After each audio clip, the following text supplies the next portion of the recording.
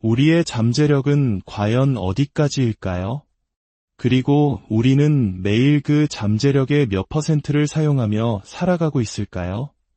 대부분의 우리는 편안함을 추구하고 안락한 현실에 안주하려 합니다. 하지만 마음속 깊은 곳에서는 끊임없이 다른 목소리가 들려오곤 합니다.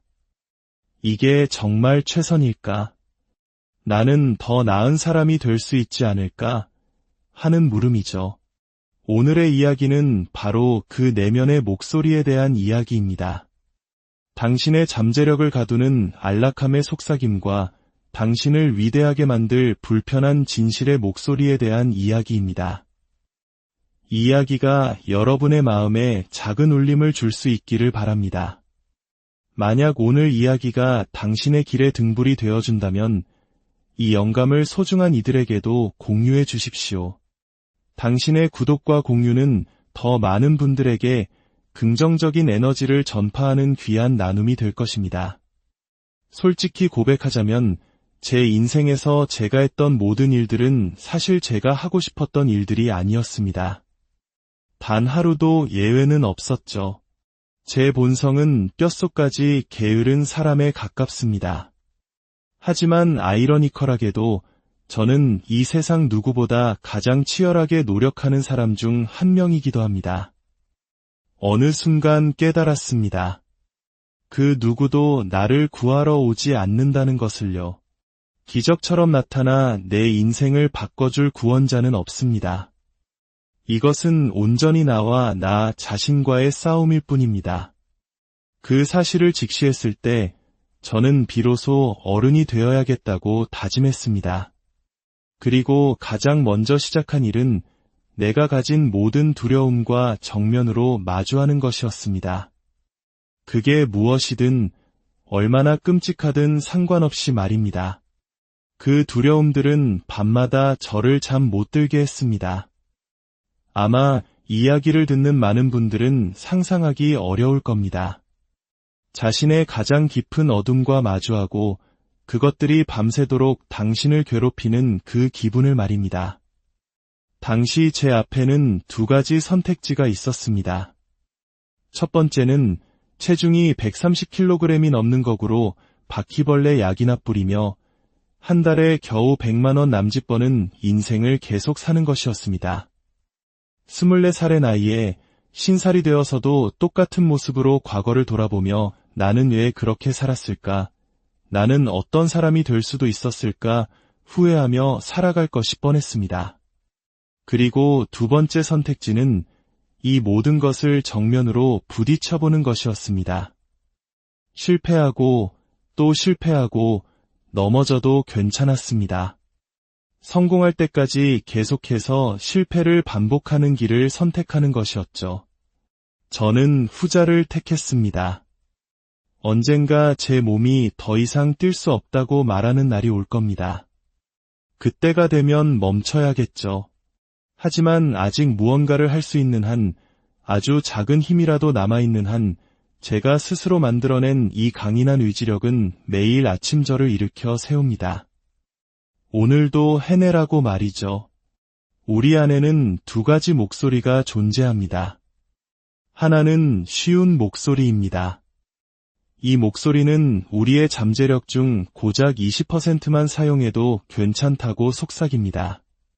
너는 지금도 충분해. 이만하면 됐어라며 우리를 안심시키죠. 이 목소리는 마치 세상 모든 것을 용서해주는 어머니의 품과 같습니다. 우리가 얼마나 망가졌든 어떤 실수를 했든 상관없이 그저 우리를 사랑하고 보듬어주죠. 그래서 우리는 이 목소리를 사랑하고 이 목소리가 만들어주는 안락한 세상에 머물고 싶어 합니다. 하지만 우리 안에는 또 다른 목소리가 있습니다. 우리가 애써 외면하려 하는 목소리죠. 그 목소리는 이렇게 말합니다. 이봐, 넌 지금 아무것도 제대로 하고 있지 않아. 이 목소리는 우리에게 불편한 진실을 이야기합니다. 그래서 우리는 이 목소리를 머릿속에서 지워버리려 애쓰고 저 안락한 20%의 세상에서만 살아가려 합니다. 진정한 변화를 원한다면 가장 먼저 해야 할 일은 바로 이 불편한 목소리의 볼륨을 높이는 것입니다. 당신을 비난하라는 말이 아닙니다. 냉정한 진실을 똑바로 들으라는 의미입니다. 진실은 저 안락한 20% 안에는 없습니다. 진실은 당신의 뇌다른 한편에 존재합니다. 그곳에서 이렇게 외치고 있죠. 이봐, 넌 지금 엄청난 가능성을 낭비하고 있어. 우리가 아직 사용하지 않은 80%의 잠재력이 남아있다고 우리는 그 80%에 접근하기를 두려워할까요? 그 나머지 80%의 영역에는 고통, 실패, 자기의심, 그리고 끝없는 어둠이 존재하기 때문입니다. 하지만 중요한 것은 그 깊고 어두운 터널의 끝에 비로소 찬란한 빛이 있다는 사실입니다. 그 빛에 도달하기 위해서는 이 모든 끔찍한 과정들을 반드시 통과해야만 합니다. 대부분의 사람들이 그 길을 포기하는 이유가 바로 이것입니다. 그 여정은 당신이 누구이며 또 당신이 어떤 사람이 아닌지를 적나라하게 보여주기 때문이죠. 그것은 결코 아름다운 여정이 아닙니다. 저 역시 그 길을 한 번만 걸었던 것이 아닙니다. 저는 지금도 매일 그 길을 걷고 있습니다. 한번 이 의지력을 잠금 해제하고 나면 스위치를 끄듯 쉽게 멈출 수가 없습니다. 사람들은 묻습니다. 왜 아직 은퇴하지 않나요? 제가 평생에 걸쳐 쌓아올린 이 정신력이 단순히 무릎이 좀 아프다고 해서 저를 쉬게 내버려 둘 것 같습니까? 매일 아침 눈을 뜨면 몸이 소리칩니다. 무릎이 아파, 다리도 아프고 온몸이 쑤신다고 하지만 제 정신은 대답합니다. 하지만 넌 아직 뛸 수 있어. 그러니 왜 뛰지 않는 거지? 언젠가는 정말로 신발끈을 묶지 못하는 날이 오겠지만 오늘은 아닙니다. 아직 뛸 수 있다면 저는 뜁니다. 우리 모두는 사실 알고 있습니다. 저 너머에 더 나은 내가 있다는 것을요. 하지만 그곳으로 가는 여정이 얼마나 고통스러운지 알기에 차라리 이 편안한 현실에 머무르기로 선택하는 것입니다. 20%에서 100%로 가는 그 중간지대는 결코 즐겁지 않습니다. 사람들은 묻습니다. 어떻게 그렇게 할 수 있나요?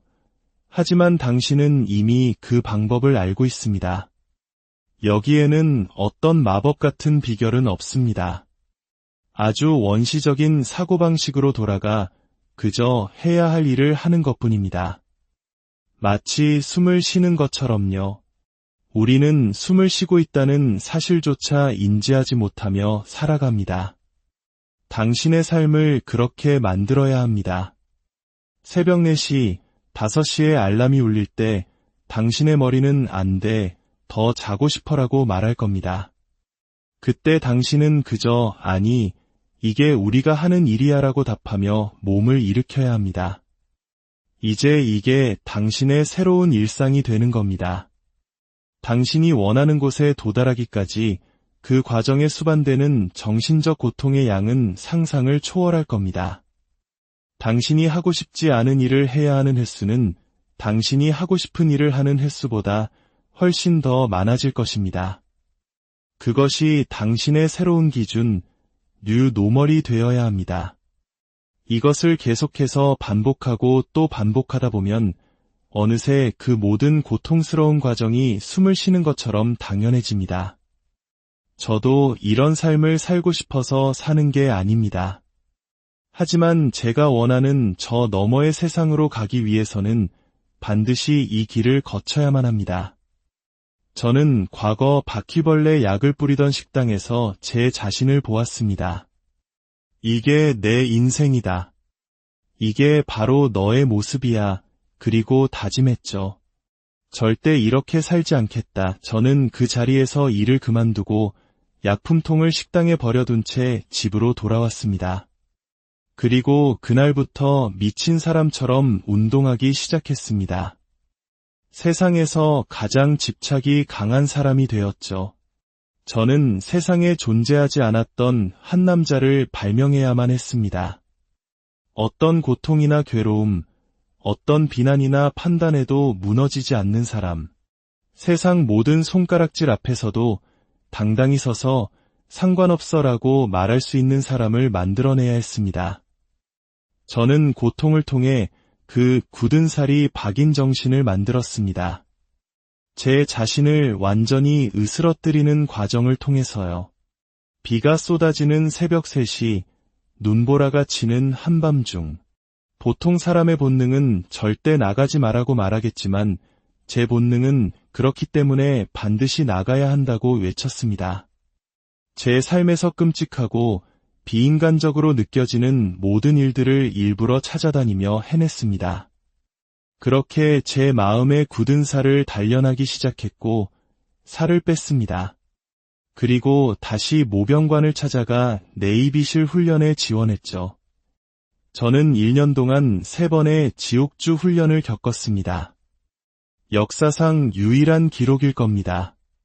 첫 번째는 실패했지만 나머지 2번은 통과했습니다. 그리고 그 이후로 저는 단 한 번도 멈추지 않았습니다. 이 과정을 통해 깨달았습니다. 우리의 정신은 우리가 스스로 창조하는 것이라는 사실을요. 저는 존재하지 않는다고 생각했던 문들을 하나씩 열기 시작했습니다. 그리고 더 많은 문을 열수록 제 잠재력은 거의 무한에 가깝다는 것을 깨닫게 되었습니다.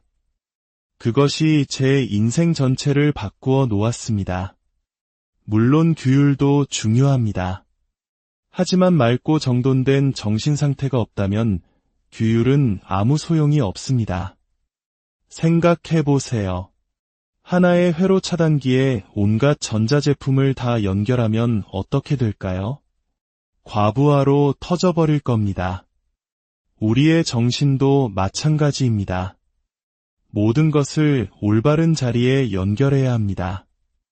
물건으로 가득 차발 디딜 틈 없는 창고를 상상해보세요.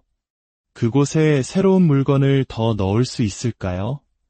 당신의 뇌가 그렇게 잡동사니로 가득 차 있다면 아무리 좋은 동기부여나 규율이라도 들어갈 자리가 없습니다.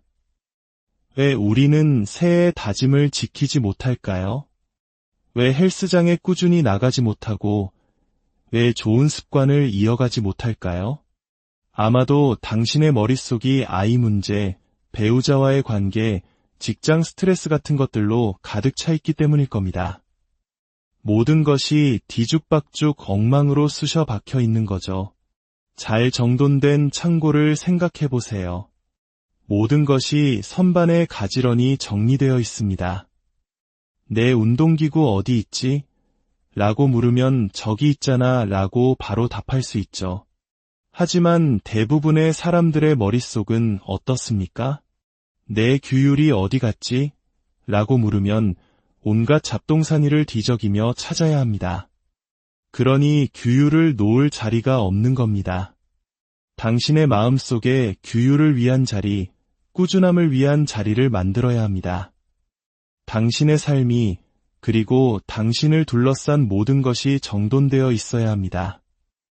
아주 작은 외부의 방해 요소 하나가 당신의 마음 전체를 어지럽힐 수 있다는 사실을 사람들은 잘 모릅니다.